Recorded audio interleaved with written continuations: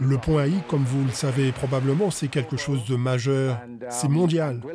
Et Anguilla en bénéficie certainement et en tire d'énormes bénéfices grâce au nom de domaine .ai.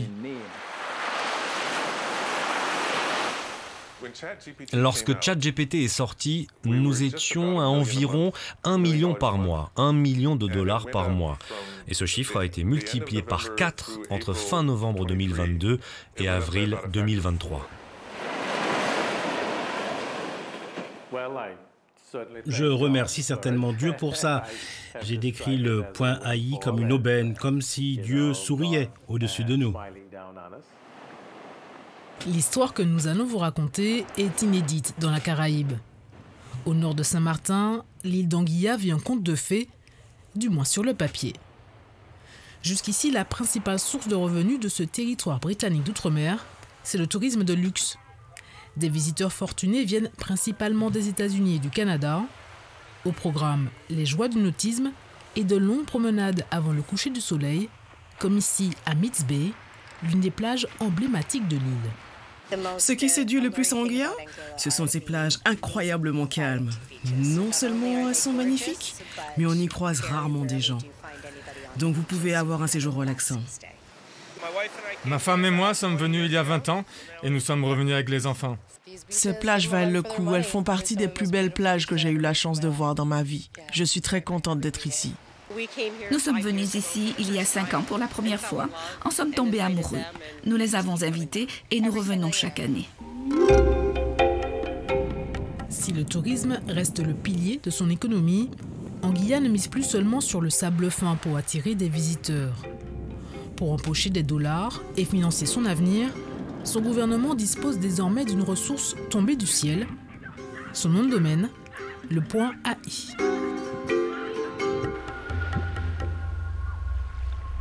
Pour être visible sur Internet, une entreprise ou une institution utilise un nom de domaine.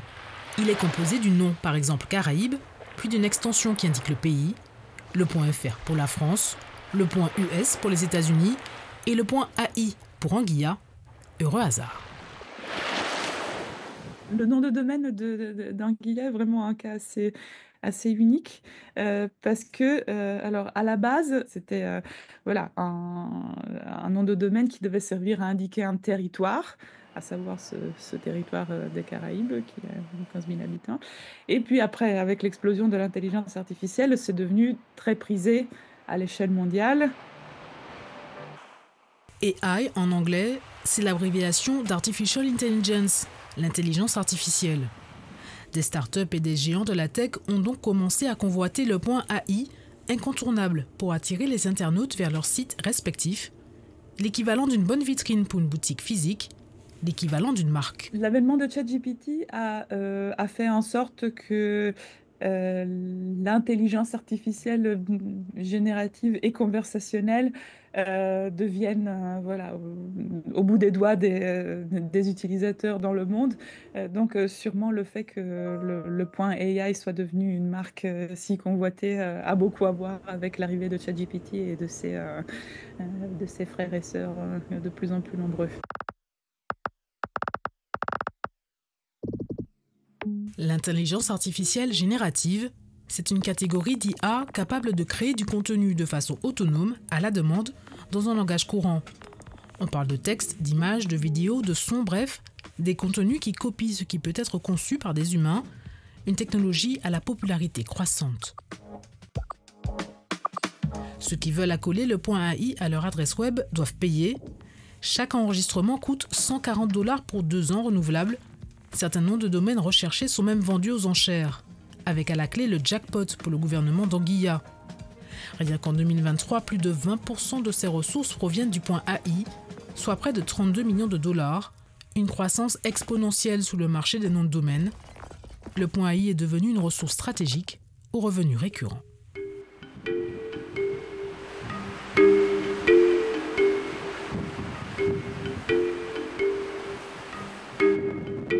Pendant une trentaine d'années, un homme veille sur le nom de domaine d'Anguilla. Son nom, Vincent Kate. Né aux États-Unis, cet informaticien s'installe sur l'île caribéenne, attiré par le faible niveau d'imposition. Pour ce libertarien, ce paradis fiscal est l'endroit idéal pour faire des affaires. Ce passionné de cryptographie financière déménage à la fin de l'année 1994. Quand je suis arrivé ici, je voulais gagner ma vie. Il n'y avait ni Internet, ni email sur l'île. Les gens utilisaient des fax. J'ai donc créé un service de messagerie.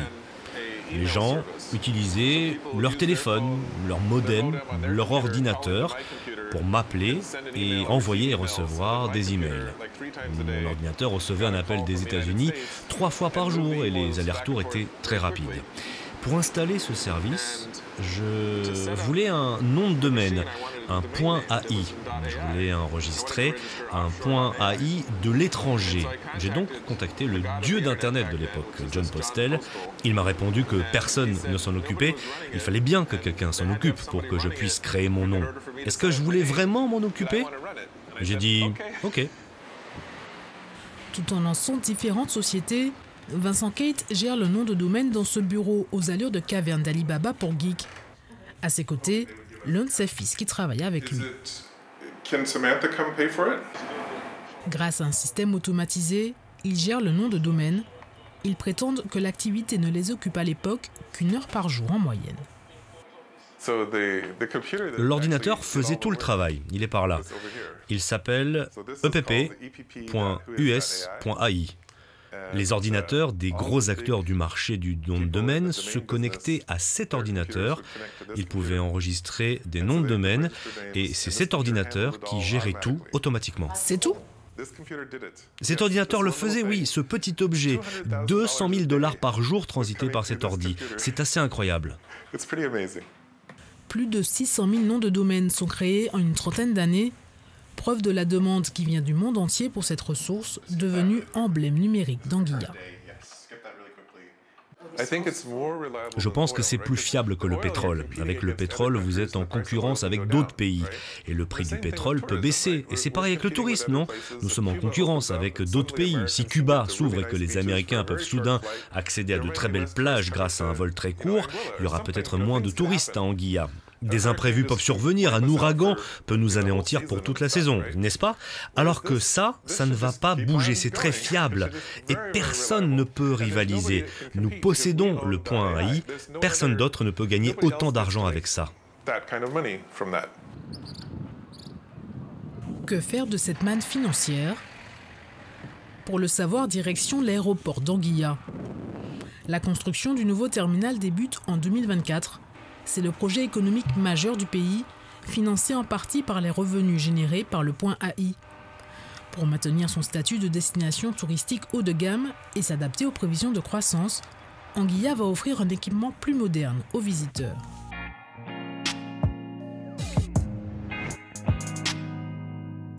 L'infrastructure pourra accueillir 200 passagers par heure au lieu de 65 aujourd'hui, soit une capacité multipliée par 3.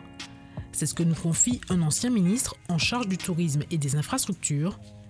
Il y voit un cercle vertueux. Le secteur du tourisme génère des emplois dans le secteur de la construction. Donc ils travaillent main dans la main. Idem pour la pêche, d'autres secteurs, l'agriculture, tout est lié au tourisme. Ici, sur ce site, 155 ouvriers travaillent maintenant, soit près d'1% de la population.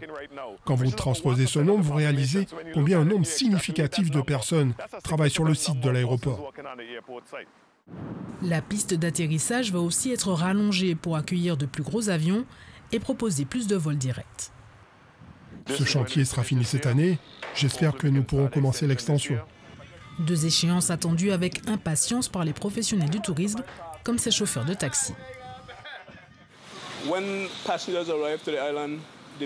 Quand les passagers vont arriver sur l'île, ils seront bien accueillis dans un meilleur environnement. C'est le plus important, vous savez. Quand vous arrivez quelque part pour la première fois, vous voulez être dans un très bel endroit au lieu d'un vieux bâtiment. Parfois, vous attendez au soleil, donc cela signifiera beaucoup pour le tourisme à Anguilla. À l'instar de la construction du nouveau terminal, Hayden Hughes reste actif sur le terrain pour promouvoir la rénovation du réseau routier. Sur les réseaux sociaux, l'ex-ministre affiche ses visites sur des chantiers attendus de longue date. À Anguilla, avoir le permis de conduire et posséder une voiture, c'est indispensable pour circuler, le territoire ne dispose pas de transport public. Autre projet financé en partie grâce au point AI, des soins de santé gratuits proposés aux personnes âgées de 70 ans et plus. La mesure est lancée en 2023, idéale pour éviter aux patients de se rendre à Saint-Martin pour des rendez-vous médicaux, comme en témoigne ce médecin qui exerce dans ce dispensaire. Beaucoup de personnes quittaient Anguilla pour consulter un médecin, pour ce que je considère comme des soins de base, le suivi de l'hypertension artérielle et du diabète. Ce que nous voyons maintenant, c'est l'amélioration des soins de santé et l'amélioration de l'accès aux soins, de sorte que davantage de patients peuvent rester sur l'île pour recevoir les soins dont ils ont besoin, ce qui est mieux pour eux comme pour nous. Plus de 1300 personnes âgées en bénéficient. Parmi elles, cette commerçante qui travaille à quelques mètres du dispensaire. Je travaille depuis l'âge de 13 ans et j'ai toujours travaillé. Je ne fais pas d'exercice. Donc je sens que quand je sors travailler, je fais ce qu'il faut pour avancer, pour rester en forme. Comme vous pouvez le voir, j'ai 71 ans, bientôt 72. Difficile à croire, non? J'ai choisi de continuer tant que ma santé le permet. Elle se rend en consultation tous les 2 mois pour surveiller son hypertension artérielle et son niveau de cholestérol. Si je vais à l'hôpital, je n'ai rien à payer. Si je reste 2 ou 3 semaines, c'est gratuit. Mes enfants et mes petits-enfants n'ont plus ce problème pour payer mes frais de santé. Si je vais faire des prises de sang, ils économisent au moins $2000 ici. Les soins de santé gratuits concernent aussi les enfants âgés de moins de 6 ans. Et c'est cet homme qui a impulsé cette mesure.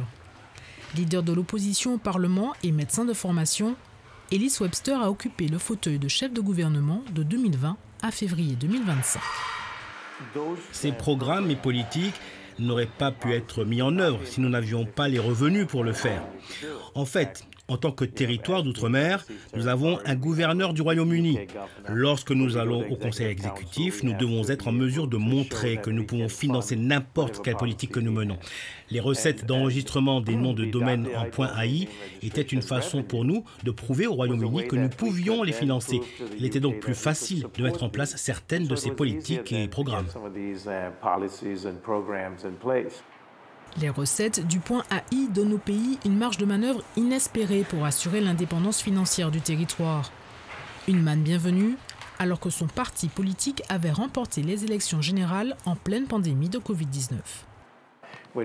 Quand nous sommes arrivés, il y avait environ $980 000 des Caraïbes orientales.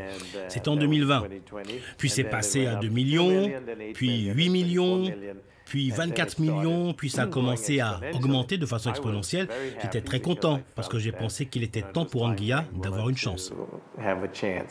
We're also building a compassionate society, taking care of our children and our seniors through En dépit des projets lancés, l'APM, le parti d'Ellis Webster, perd la majorité lors des élections générales de février 2025.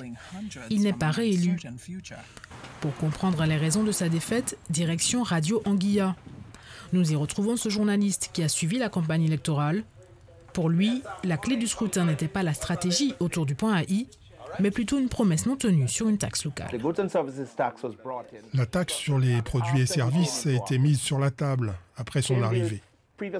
Lors de la campagne précédente, celle de 2020, l'équipe du Dr Webster a fait campagne pour ne pas introduire cette taxe.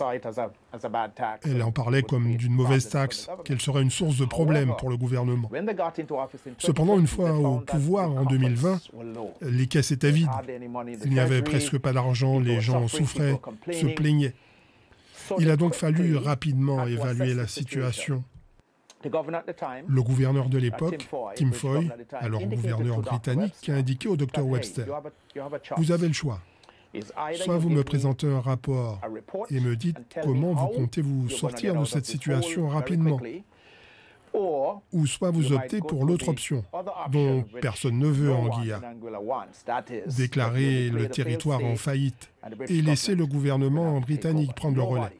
Personne ne veut de cela. » Le gouvernement de l'époque étend finalement cette taxe sur la consommation aux services, et cela les électeurs ne l'ont pas oublié. Visiteurs comme locaux la payent à chaque sortie au restaurant, Elle s'élève à 13% de l'addition. Cette taxe est aussi appliquée sur certains produits et services dans les supermarchés, aux grandes dames des consommateurs. Si je vous parle de la TVA, qu'est-ce qui vous vient à l'esprit? Le diable. Pourquoi le diable? Parce qu'elle laisse moins d'argent, n'est-ce pas? Malgré elle, cette taxe est devenue un symbole de la vie chère sur une île où la majorité des denrées consommées viennent d'ailleurs. Dans ce supermarché, peu de légumes proviennent d'Anguilla. C'est très difficile de produire ici, à cause de notre sol et la pluviométrie est très faible. Dans ce rayon ici, ces produits ont poussé localement. Les aubergines, les piments, les tomates, tout le reste est importé. Certains viennent de la République dominicaine, d'autres de la Dominique, mais la majorité est importée de Miami. Dans un contexte international tendu avec la guerre commerciale lancée par le président des États-Unis, la population attend un geste du nouveau gouvernement. Le parti, le Front Uni d'Anguilla, l'a bien compris. Dans une chanson diffusée lors de la campagne électorale de 2025, le pouvoir d'achat fait partie des slogans repris en chœur.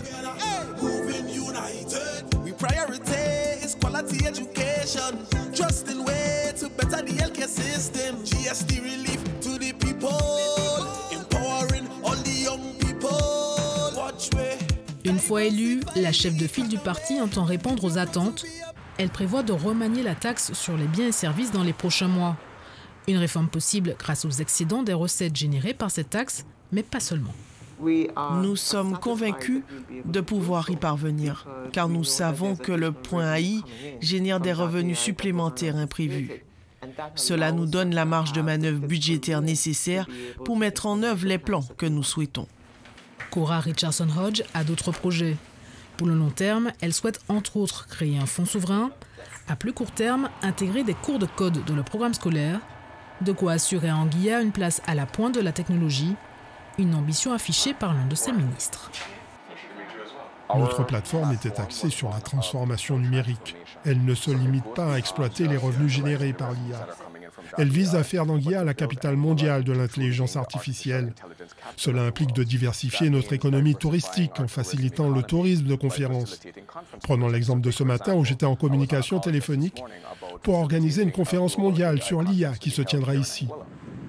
Avant de voir éclore cette facette du secteur touristique, le gouvernement dit garder un œil attentif sur un dossier sensible. Depuis la mi-janvier 2025, une société états-unienne gère les enregistrements de noms de domaine en .ai. Il s'agit d'Identity Digital. Dès octobre 2024, ce choix est entériné par le gouvernement dirigé par Alice Webster. Le contrat de 5 ans écarte ceux qui ont assuré ce service ces dernières années, les Kate. Un choix discutable pour le père et le fils. Je pense qu'il aurait été préférable qu'ils prennent le projet en main et le gèrent eux-mêmes. Mais ce n'est pas un choix insensé. Tout ira bien probablement. Il y a un léger risque qu'un jour ils se retrouvent en conflit, que ça se complique au tribunal et qu'ils n'obtiennent pas l'argent ou quelque chose du genre. Mais il est fort probable qu'ils s'en sortent. Lors de la signature d'Identity Digital et de la conférence de presse, l'une des promesses de cette société était de former des Anguillais à la gestion du nom de domaine. Et vous savez, toutes ces promesses. Et je n'ai encore rien entendu dire sur la formation de locaux. Même s'ils ont tourné la page, les Kate n'en reviennent toujours pas d'avoir été écartés de la gestion du nom de domaine. Il y a une certaine amertume dans leur façon de procéder. L'ancien chef du gouvernement a par exemple insinué que je volais peut-être de l'argent ou quelque chose du genre, ce que j'ai trouvé ridicule. Je les payais des millions de plus. On leur donnait un pourcentage plus important chaque mois, ce qui n'était pas prévu par notre contrat. On leur payait 94% et tout ce qu'on avait à payer, c'était 75%. Parce que j'ai donné le point AI à Anguilla et que nous avons fait du bon travail, nous avions un service exceptionnel. Nous répondions à presque tous les courriels en quelques minutes dans la journée, ce qui est bien mieux que n'importe quelle autre entreprise en termes de résolution de problèmes. Et nous sommes passés de rien à $200 000 par jour, ce qui, je pense, est certainement le pourcentage le plus élevé de tous les petits pays, quel que soit leur budget. Malgré tout, les Kate se disent prêts à mettre leurs compétences au service du gouvernement d'Anguilla. Avec un conseil qu'ils ne cessent de répéter, tout tout faire pour éviter de tuer le point AI, la poule aux œufs d'or de leur pays.